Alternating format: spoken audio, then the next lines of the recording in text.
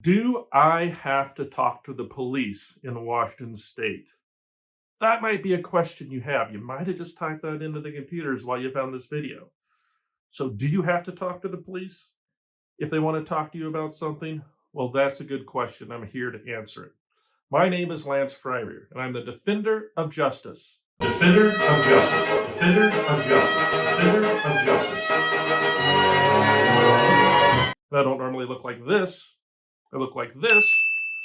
And that's because I'm a defense attorney. And I have a law firm in Lynnwood. We've been defending people charged with crimes for more than 20 years. And oftentimes, a police officer wants to talk to one of our clients, or we get a call and the police want to talk to the parents of a suspect and people want to know what to do. While this video cannot be legal advice, I can cover some general principles of what it is that you should consider in trying to make that decision. So I'm going to cover three things. What are some common situations when the police might want to talk to you? Two, generally speaking, what are your rights? Do we have to talk to the police? And three, most importantly, pitfalls to avoid if you do decide to talk to the police. So please stay to the end for number three. And also, if you find this useful, at the end, please like this video and subscribe to our channel. It helps us get the information out there. So number one, what are some common situations you have to make this decision?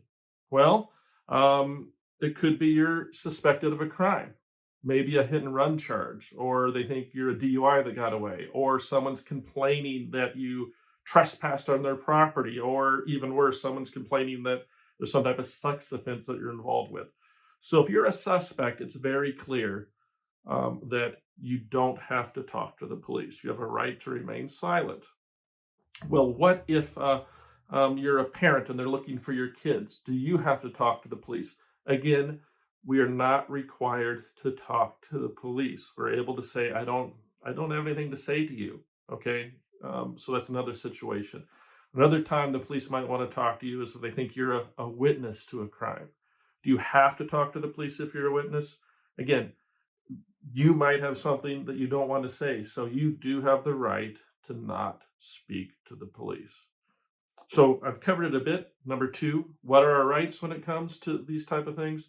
Well, think about it this way. The Constitution says we have a right to remain silent, and the courts and the police can't use the right to remain silent against us. So in each of those situations, we can remain silent and not say anything. And again, usually that's what we want to do. If you're not sure, tell the officer that you may be interested in speaking to them, but you want to talk to an attorney first. And then a firm like ours or someone else can try to help you in the situation and decide what to do. Because oftentimes we do want to share what we know with the police, but sometimes miscommunications can happen and it's best to have protection. So number three, the pitfalls to avoid. Where can we get in trouble? Well, let's go back to the parent situation. Let's say the police are looking for your son or daughter and they want to talk to you.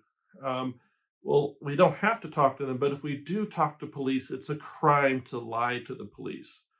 It's a crime to make a material misstatement of fact that they are reasonably likely to rely on. We've got another video about that. It's called Making a False or Misleading Statement to a Public Servant. So if Billy's hiding in our back bedroom and the police come and they say, well, can we talk about where Billy is? And you say, I have no idea where he is. And they then see him peeking out the window, you could be in trouble. Okay. And so we have an obligation to not lie to the police, but we don't have an obligation to talk to the police. So that's one pitfall. Another pitfall is thinking, well, I'm innocent, so I'm just going to tell them everything, because I have nothing to hide. Well, that's nice to think, but again, miscommunications happen. I've actually had a case where, luckily, the officer taped the interview, where the client said one thing and the officer wrote down exactly the opposite, and that was the key fact in the case. And that client got charged, and thank goodness it was taped, because we were able to show that it was either a mistake by the officer, and hopefully not worse than a mistake. But people hear what they want to hear. I mean, how many times has that happened in a relationship? So don't think you should just talk to the police because you have nothing to hide.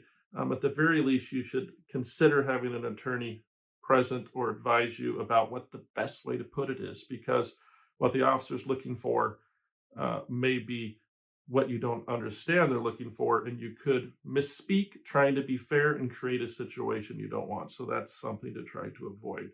I think the other thing that we often want to avoid is being hostile to the police in these situations.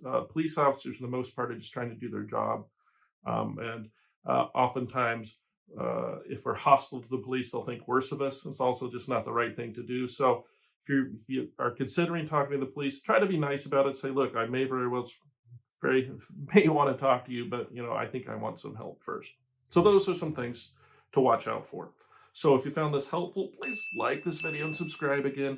It helps us get our word out there. And if the police are wanting to talk to you, please give us a call. We've been doing this for more than 20 years.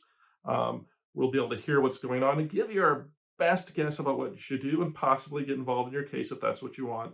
Give us a call. We'll listen to what you have to say, and we'll be there for you. Thank you.